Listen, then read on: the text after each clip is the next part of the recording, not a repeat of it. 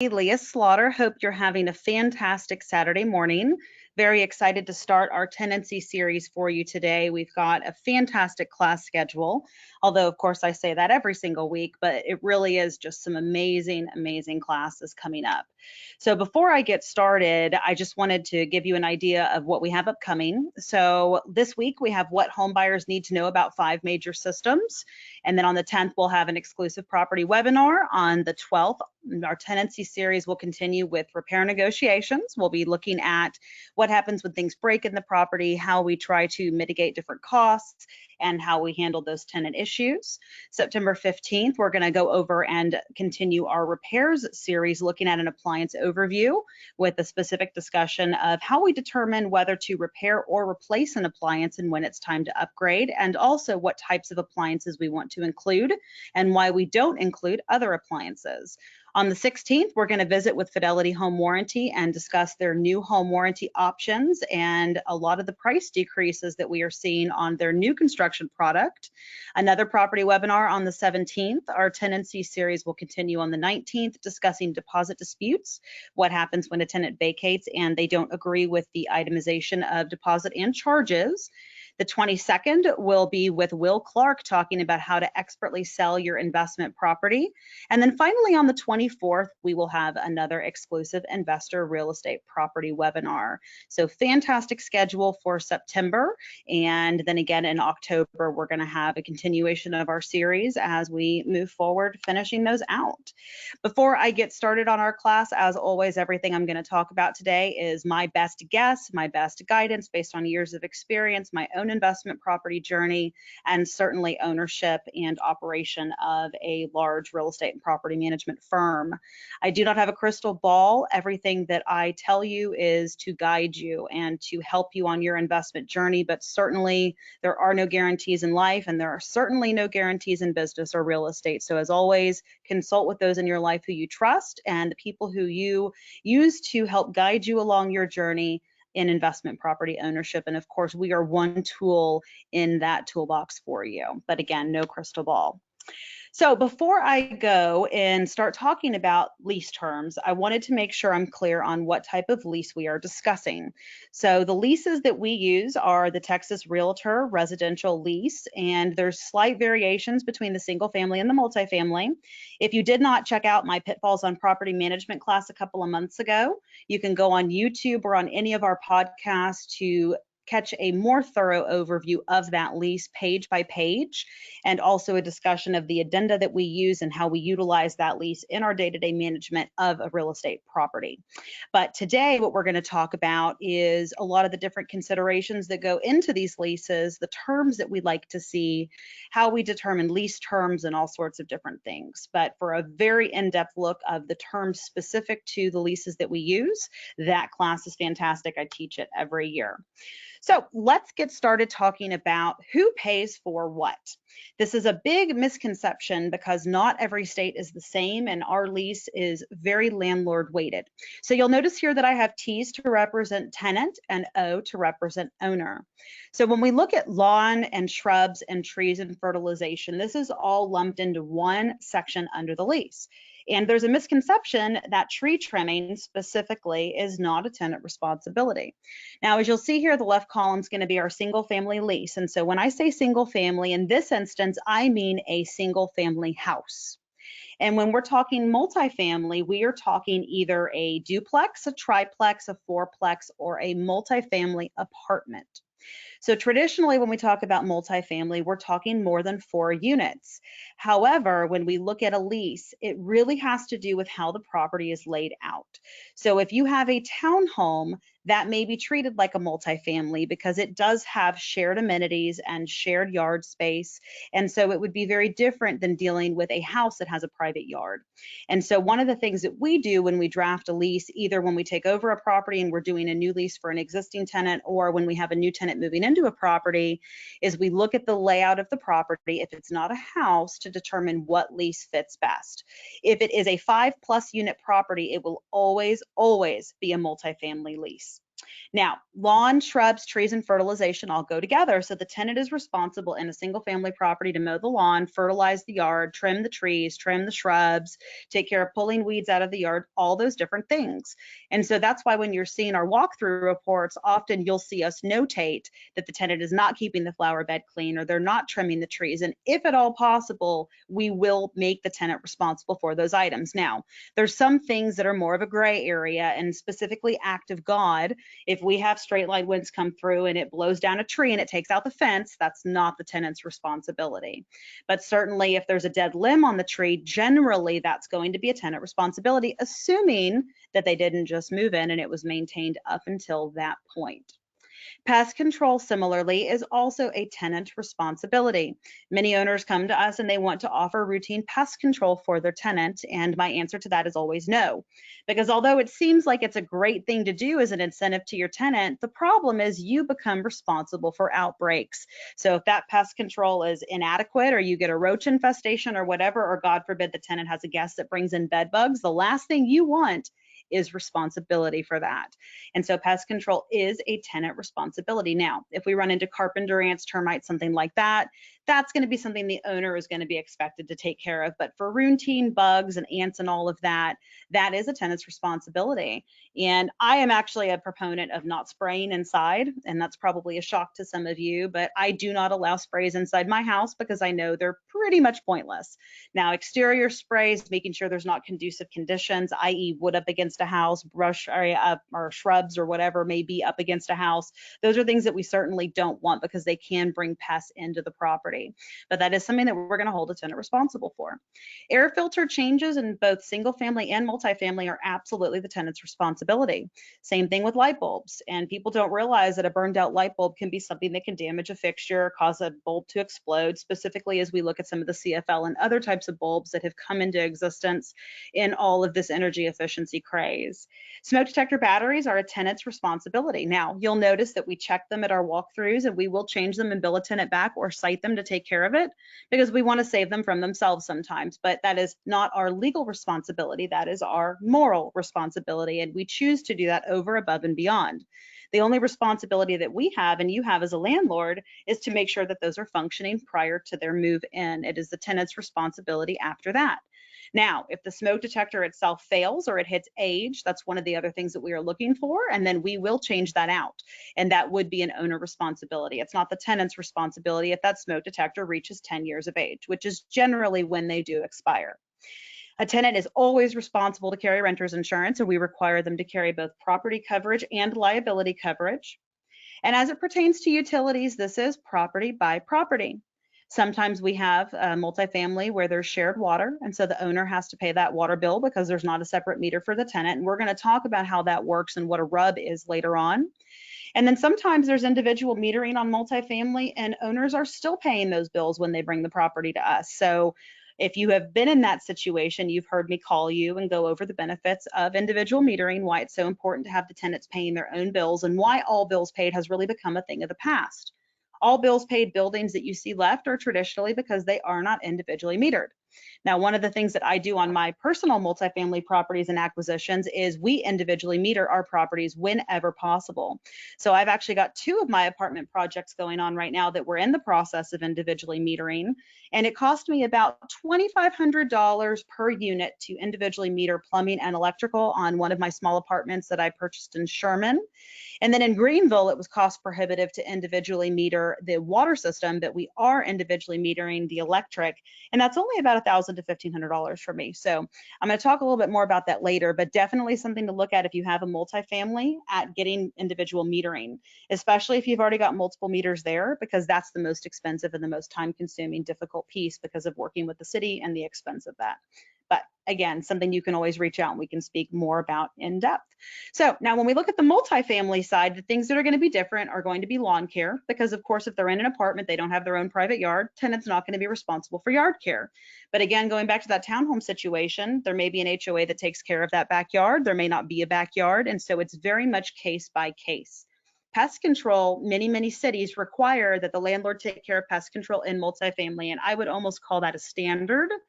But the tenant, if they bring something into the property like bed bugs or roaches or something because of their negligence or because they merely bring it there on something or someone that they allow in the property, that will be their responsibility. And above and beyond this lease, we actually do a bed bug addendum to make sure it's crystal clear that it is in fact the tenant's responsibility.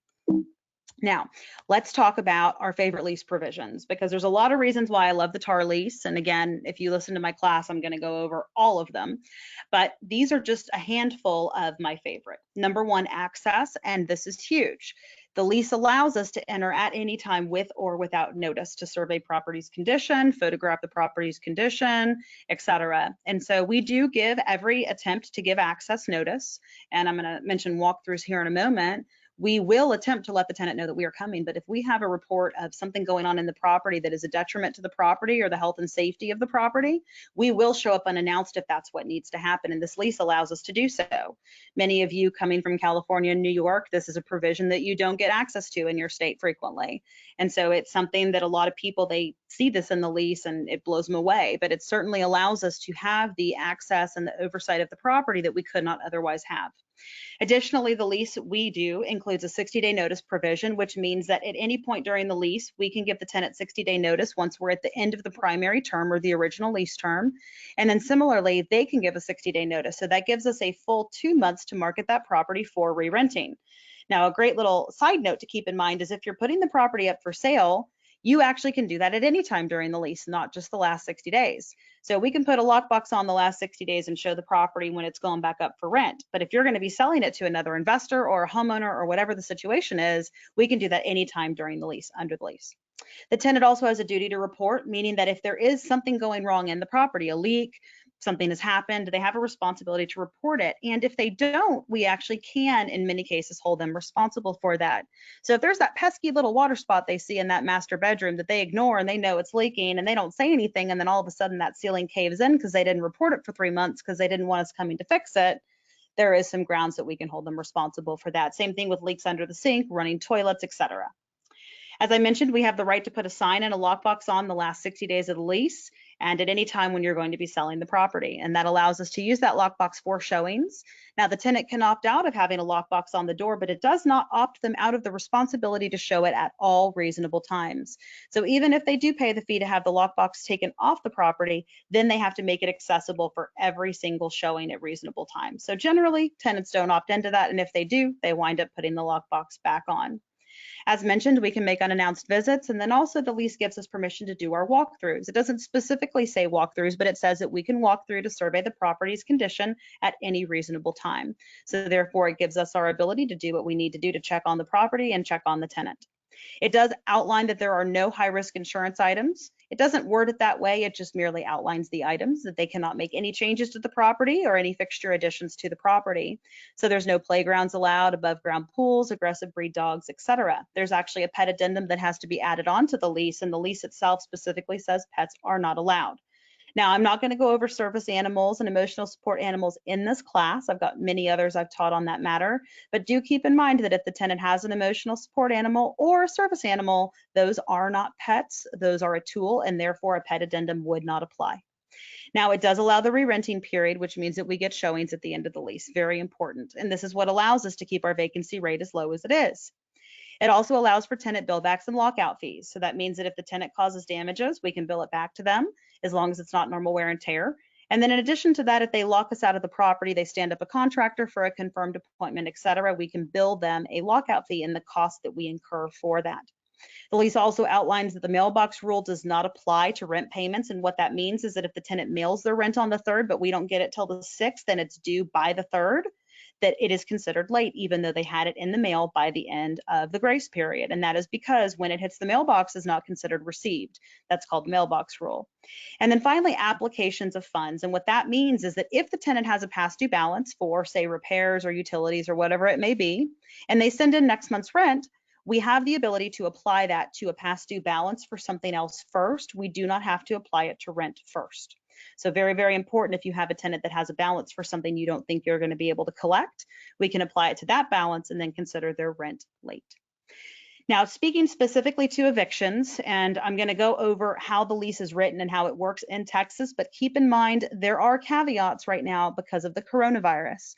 And for those of you that did not see the new CDC order that came out, we are going to be doing an update class on that in the next few days. There's a lot of different opinions on what's come out and how it's going to be interpreted and how it's going to be used. And so I'm going to teach a specific class that we will add into the class schedule next week on that matter. And I may even bring our attorney in to join me for that discussion if he has time to do that. And so generally, Texas allows us to have our lease override the notice to vacate to 1 day. So the grace period ends through the 3rd by Texas law. On the 4th day or late, we can send an eviction notice, and they have 1 day to vacate after receipt of that notice. Now, this is all dictated in Chapter 24 and Chapter 92 of Property Code. Again, I've taught classes on these matters, so I'm not going to go too in depth into that, but there is specific outlines in the lease for eviction provision and the ability to do an eviction very quickly, which is one of the things we love about the TAR lease. Now, if we are in a situation where we may be hitting an eviction, we always look at a lease breach and how we can avoid that. And some of the things in the lease that allow us to do so are things like the reletting fee, which essentially says that if we do agree to a breach and the tenant leaves, they forfeit 1 month's rent as a penalty for breaching their lease. They also have a responsibility to pay for all the costs of vacancy. That can be utilities, that can be lawn care, that can be lost month's rent. If the next lease is for a little bit less money, it can also be the difference in the rent. But we do have a responsibility as property managers and landlords to mitigate our losses. And so what that means is that if the tenant leaves 8 months into the lease of a 12-month lease, we do have to try to re-rent it during those 4 months. And if it rents early, we can't then go back and hold the tenant responsible for that. So we will bill as much as possible while still being fair and operating within the bounds of the lease. What we will do if someone is suffering is we will do what we call a negotiated re-renting, where the tenant pays everything that they can, they stay in the property, and we start the seeking of a new tenant. And once we have a new tenant lined up and lease signed, when that tenant moves in, the other tenant is out. They are no longer responsible for rent. They still forfeit that 1 month's deposit, but we have stayed out of court. We have avoided court costs. We've avoided it getting ugly. We've worked with the tenant. We've continued to achieve and obtain as much rent as we possibly can, and we've gotten them out of the past and out of the house. So what happens is sometimes there's a catastrophic event. COVID was one example of one, but there also could be a death in the family, a job loss. It could be a divorce situation. There's many different things that can come up. And often in somebody who lives month to month, that's considered catastrophic, and they often cannot get past it.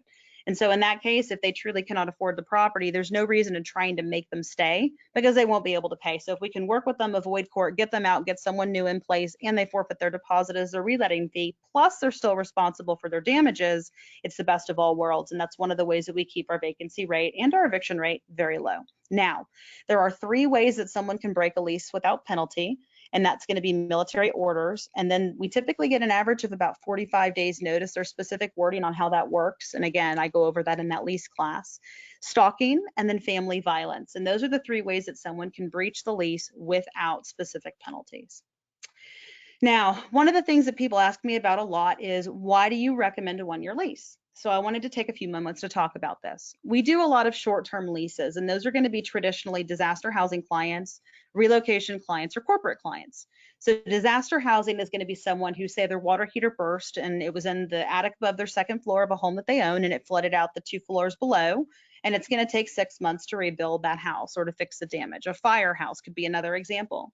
So what happens is there are companies that the insurance company go to rent out a property, and then the insurance company hires a company to come furnish that property, deliver appliances, and it's called disaster housing. So we do a lot of those. Back in the day, I'd say 10, 15 years ago, we were doing about 30% of our leases as disaster housing. It was big money back then because there weren't a lot of rental properties, and so the people that had them, we did a lot. The benefit of a disaster housing is you still get an immediate occupancy, which is fantastic. You still get your 2-month re-renting period. You traditionally will get a huge premium on rent. We will often look for 20 to 25% premium minimum per month. And then in addition to that, you have people who are homeowners, and so they tend to be very good tenants, and their insurance company is the one footing the bill. Relocation of corporate clients are very common right now because of all the business development and relocation growth here coming to North Texas. And so often there'll be people moving here. They don't really know where they want to buy yet. DFW can be very overwhelming. I'm sure for those of you on our investor list, you can already see how overwhelming it is just with how many suburbs we look at. And so when you look at the metro as a whole, you look at Houston and all of its suburbs, you look at all these different areas, it can be extremely overwhelming. And so often people will want to rent for a short time. And again, these are typically very well qualified people who sold much more expensive properties in the states that they're coming from. Now, I love a 1-year lease. Of course, we're going to tier it back into prime season. So if you have a property coming up in November, we're going to tier that lease sometime between March and August. But that 1-year lease is great. It's a long enough commitment to make it worthwhile. You could still have the opportunity to renew them if they're looking to stay, but you're also not overcommitting to a tenant you don't yet know. Often owners tell me, I'd like to have a multi-year lease. Let's try to find a 3 or 5-year lease tenant. And my answer is always the same. I'll do whatever you want, but my recommendation is that you date them before you marry them. And what I mean by that is we don't know what type of tenant they're going to be. They may be extremely well qualified on paper, but they may be the most difficult tenant we could ever experience. Often some of the best qualified tenants are the ones who expect the most perfect homes, and that's because they are often previous homeowners. And so I like to have a 1-year lease, or again, tiering as close to 1 year as possible while keeping it in prime season. And then if it turns out they're a great tenant, they've been awesome, they're easy to work with, then I'm a lot more open to offering a 2 or 3-year lease renewal. Additionally, with what the market's done lately and how crazy it's been and all the rent price increases, I would hate to lock in. Imagine people who would have signed a 5-year lease 5 years ago or a 3-year lease 3 years ago. Rents have gone up in some areas 10 to 20% in a year. So I certainly would be missing out on thousands of dollars had I done that and recommended that across the board. Now, the other thing is, as I mentioned, you can sell a property at any time during the lease. However, the property is subject to that lease at sale. So if you sign a 3-year lease, your value skyrockets and you decide you want to sell it and your top dollar is an owner occupant, but you're then bound to a lease, you're out of luck. So you can try to buy the tenant out of the lease, but in my experience, they typically don't want to do that. And with inventory as short as it is right now, they're even less likely to want to do that. Plus, people are struggling financially and they don't want to move in light of COVID. And who knows what the next crisis is going to be. As we've seen this year, things could be a little bit crazy right now. So I'm also very concerned about doing multi-year leases if you do think there is a chance you're going to want to sell that property. So make sure you keep that in mind. Now, another thing I've been asked a lot about is Section 8 housing and what my thoughts are on this and what the pros and cons are. The biggest con of Section 8 housing is that it must be vacant to be inspected. And then, of course, another big con is you're working with the government where everything moves very slowly. So keep in mind that if we're doing that 2-month re-renting period and you want to open yourself to Section 8 and we find a Section 8 tenant, we cannot do anything with that process until your tenant is out, and they cannot come inspect and do everything that they need to do until the property is empty and in perfect condition. That timeline to inspection for some housing authorities, the larger ones like Dallas, could be weeks. Harris County and Dallas County are notorious for moving very, very slow. In addition to that, the funding that's available to these departments is what determines whether or not we can increase rents the next year. So a year from now, the rents may go up significantly, but they may not have the funding to be taking rent increases. And so many years, if not most years, we cannot increase the rents, even if the rent comps allow us to do so. Now, they operate on what's called FMR, or fair market rents. And what that means is that they're going to run numbers to see what the fair market rents are, or the average rents are in a zip code or an area. And then each housing authority or program is going to operate at a percentage of FMR. Most are going to operate around 100% of FMR. But if they operate at 90%, you're going to get less than market value. They're not going to be able to pay you your full list price if you're listed at full market value. And then in today's economy, with the way things are right now, we're pushing rents far above market value and oftentimes achieving those rents. Those rents are not going to be obtainable with the Section 8 housing and voucher, and that is because you are not within FMR guidelines. The one benefit of Section 8 tenants that stands out to me more than any other is they generally are very long-term tenants. So if you're looking for something consistent, you're looking for something stable, you're okay with potentially not increasing the rent, and you just want a long-term tenant for your passive income property, Section 8 can be a great tool. Now, let's talk about RUBS. I mentioned earlier that utility billing depends on the type of property and how the layout of the utility metering is.